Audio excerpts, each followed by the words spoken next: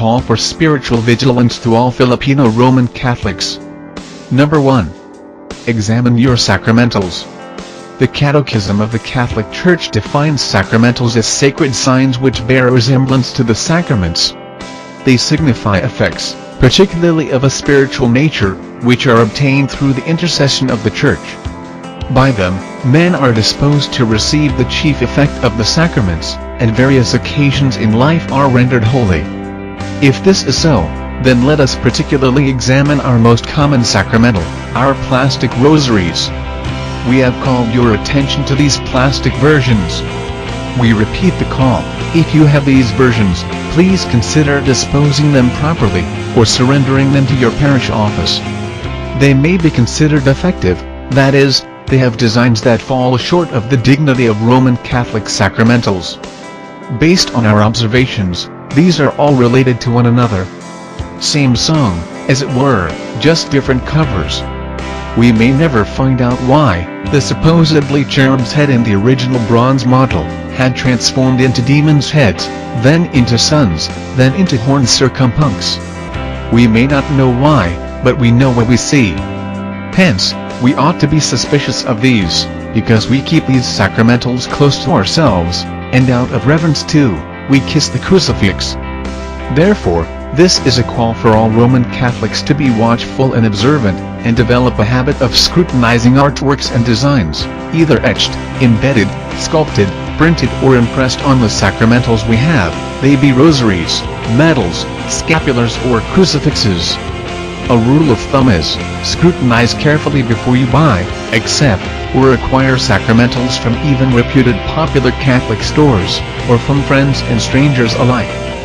This means that any crucifix, medal, holy card, candle, rosary, image or statuette that does not inspire prayer and spiritual thoughts, either because they were vandalized, or are lousily, crudely, imperfectly knitted, created, sculpted, painted or etched, or because they include symbols or what may look like sigils, without accompanying leaflets or brochures to explain them, they may be safely rejected or properly disposed of. Number 2. You may properly dispose of religious sacramentals when they have served their purposes. You may find instructions and prayers in facebook.com/novaexorcism. Sacramentals, like rosaries, scapulars, statues and statuettes, that are old and tarnished and thereby rendered ugly and unpresentable, no matter their sentimental or monetary value given their antiquity, and cannot be repaired or repainted or restored any longer so they can evoke spiritual inspiration, may properly be disposed of. Number 3.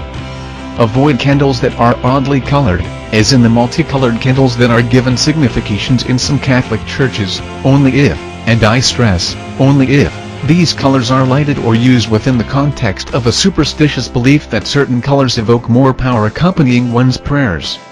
But most especially, reject the use of black-colored candles, because this is suspiciously sinister. Number 4. Avoid acquiring the popular images of archangels, other than Saints Michael, Gabriel and Raphael, those mentioned in the Catholic Bible and recognized by the Catholic Church. There are no other recognized archangels. The so-called archangels Saulchiel, Uriel, Baraquiel, Chamuel, Metatron and others, are apocryphal. The phenomenon of angel hosting should be rejected. Number 5.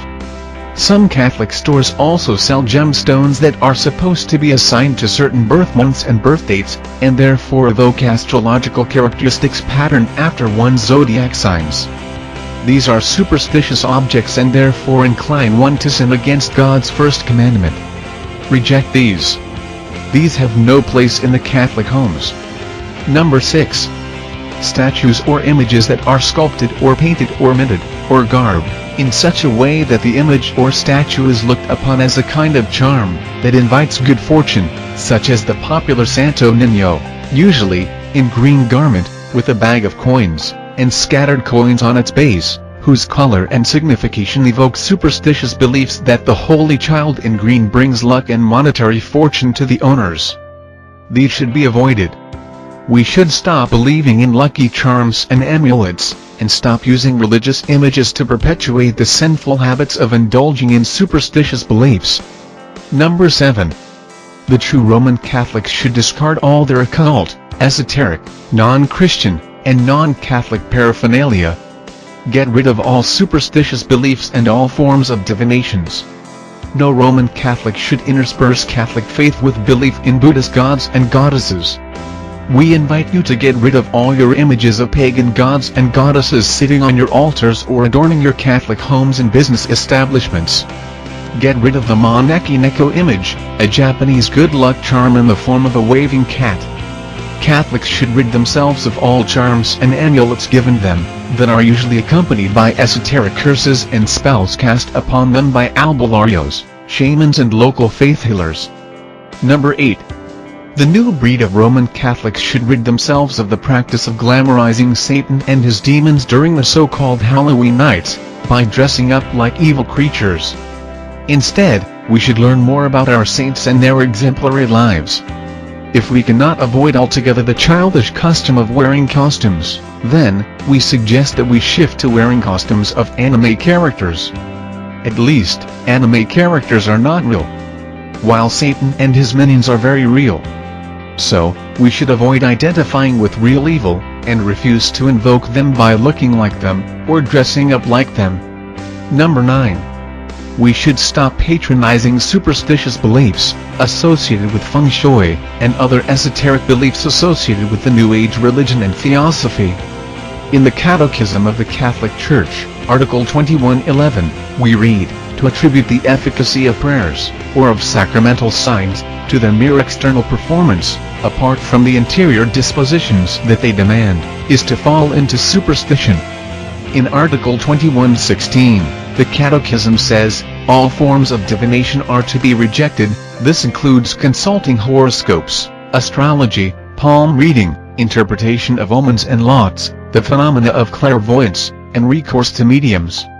This means that no Roman Catholic of good standing should believe superstitions at all. Let us get rid of the many superstitious beliefs connected with, or related to, many important occasions in our life, such as those relating to weddings, trips, moving to a new house, opening a business, finding a job, funerals and burials, and many more major events in life and in death. We need to become a new breed of Catholics, so we can better evangelize others to believing in the one true God.